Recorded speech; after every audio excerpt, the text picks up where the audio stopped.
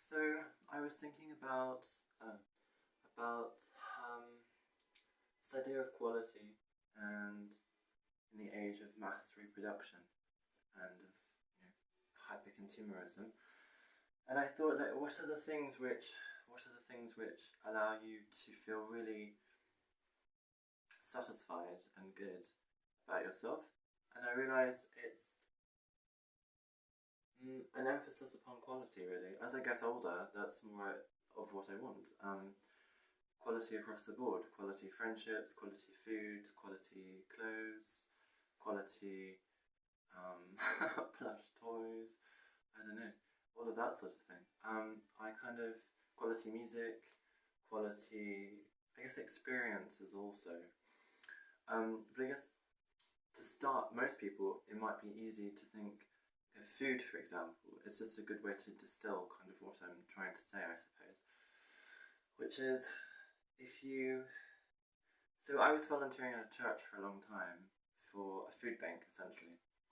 And I stopped going because of my own mental health with the lockdown and everything like this and its effects.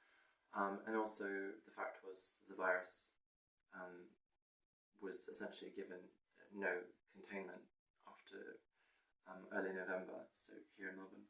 And so it kind of became a lot more, because the church was also full of not anti-vax, well, I guess they were anti-vaxxers really in some respects, but people who were not sort of on the ball about getting a vaccination. They were quite in the age bracket where they would get quite sick. And so I felt like if I got sick somehow, even if I had the vaccine and I still got an infection or whatever, and passed it on to them, I just couldn't live with myself if I had made them sick, or if it got worse than just them being sick, obviously. So that was part of my calculation. But anyway, on that, I used to get all of this food, you see, also for myself and for other people, but it wasn't the best quality food. I mean, because of course it's a charity. But anyway, nevertheless, I used to drag it home on my shoulders, and with trolley that you see everywhere now. Actually, more and more people have trolleys because of I suppose the aspects of lockdown and how that's affected people in terms of how they can collect food and stuff over the last 2 years. But anyway, I also realised just recently, because I was reading a book about, and I listened to a lot of Serge Gainsbourg and Jean Birkin. And anyway, and then I was thinking about French, not them specifically, but French ways of engaging in this idea of life, like joie de vivre. And joie de vivre, it's kind of like the joy of living, but it's not necessarily happy. I mean, it's not necessarily like this American or this Anglo-Saxon emphasis on the pursuit of happiness for bar all else. It's a lot more of, you can be angry, melancholic, pensive, kind of, solemn, like it's a very French idea, or way to be, but it's also happy and everything else. But I realised that for a French person, let's say in this very traditionalist sort of interpretation, not everyone, of course, that to have a lovely loaf of bread that instead of costing you $1 costs you, I don't know, $6, right? But because it's so handmade and well made, it's best quality, etc. But also because you pay more for it, even as a poor person, you pay more for it, and you have to make it last longer, but because the quality is much better, i.e. it doesn't have all the preservatives, processed things, added sugar, added whatever stuff they put inside it, in the supermarkets, it's not pre-sliced, so therefore it doesn't have to be so full of preservatives. It seems better, and more filling is what I mean to say, sorry.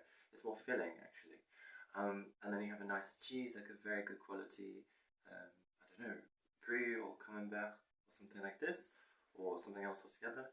And then you have like a nice glass of wine. Like I brought a bottle of wine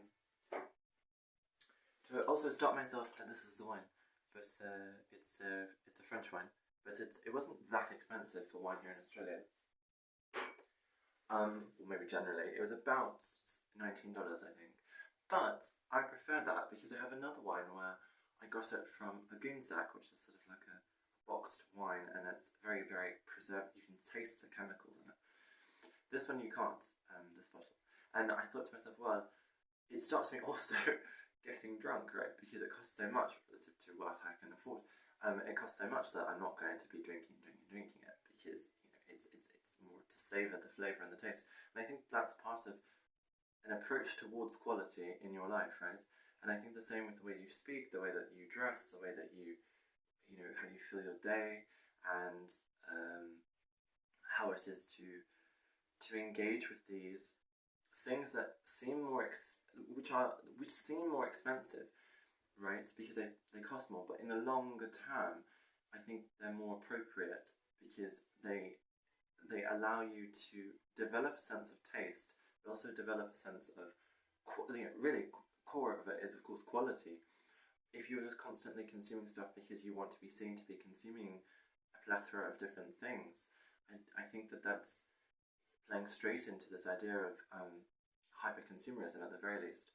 And I would prefer to go to like a cheese place or like a wine merchant or like independent ones who can tell you a lot. Who you know, in essence, I want to know the people who grow or make the stuff that's going into my body. I mean, it's really as simple as that actually. And I think that's I don't know if that's a growing trend. I don't really pay attention to any trends like this. I'm quite a hermit in this regard.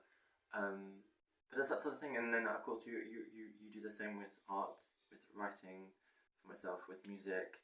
You try to find the ones which have a timeless. It's also interrelated with this idea in more in the cultural and I guess aesthetical sense of the timelessness, the timeless quality of a work.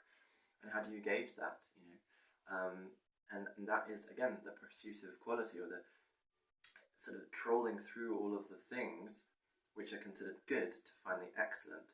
And it's actually the same with people. You know, I mean, it's this thing people always say like, oh, I don't know what to do and this and that with this person. And I say, well, listen, if they're not up to scratch, you know, if they come to a party and they're just smoking and drinking, or they're just sort of a loosh on the floor, or whatever it might, that's quite extreme, but you know what I mean. Then you think, well, if they're not up to scratch, just don't invite them back. Like, what have you got to lose, really? And if the person, is a friend or whatever, and that they become sort of quite, I don't know, quite sort of an individual which is, you know, comes eventually you realise that they're kind of toxic. You have to just essentially sort of do some social gardening. I mean, you just have to sort of till the soil and flip it over.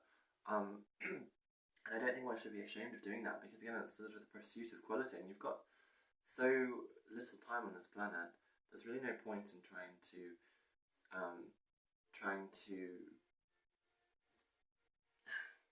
put out with like a level of things that you don't have to, with other people, with products, with clothes, with speech, with relationships at all. I mean, you know, surely it's better to be alone at that point than to spend time with, you know, people who are mediocre and who are interested in totally different things to you, totally manufactured things, let's say, in a more sort of evident sort of way, I suppose. I mean, you know, like 1 cup of coffee a day, which is really beautifully made. I realised this in Japan as well, because Japan, like France, has this very, very intense emphasis upon quality. I think even Japan, perhaps even in some respects more. But you know, I think it's a chief sort of sign of a very old civilization that they have this emphasis. And Australia, we're so young that we don't have it, and in the same way that America, you know, we don't really have it. Yeah, I mean, it's there, but it's just not mainstreamed. It's not traditionalized. It's not institutionalized. It's a pursuit of quality in the same way. But yeah, in Japan, you have 1 cup of coffee, let's say. You go to it's called a kisaten, which is a sort of seated cafe, like a booth cafe. It's very beautiful, and they're really well made, the architecture and everything. And then you have a coffee, like usually a drip coffee, filtered drip coffee, and but it's just so marvelous because it's all balanced and it's all very beautiful, and it's about the profile of the taste and the sensation of the mouthfeel when you drink it. And so when you do that, you spend, I don't know, it's not like in Italy where you just shot it back, the espresso, and then you're out the door and you go. It's much more of a meditation, kind of like the tea ceremony in Japan, but with coffee in that way. And it's wonderful. And so I try to do that here actually in my own house. I try to grind the coffee each morning and have 1 glass of coffee, because otherwise I'm prone to having lots and lots and lots, because the way my brain works, I need to have constant fuel. But that's the thing too, you know, reconceptualizing food or drink or whatever in this as a very base aesthetical example of quality for you, but reconceptualizing it not so much as fuel, but rather as something which is to be enjoyed and imbibed and totally kind of holistically a part of you, because it does become part of you. You see, like molecular, it does become part of you. And so I think it's really important, this emphasis, actually, as one gets older, when one's body is not as resilient to, you know, whatever sort of things that you decide to eat or drink. And I think that's just an important thing which I wanted to share. Also, for probably myself in the future, if I forget. I don't think I will, but yeah.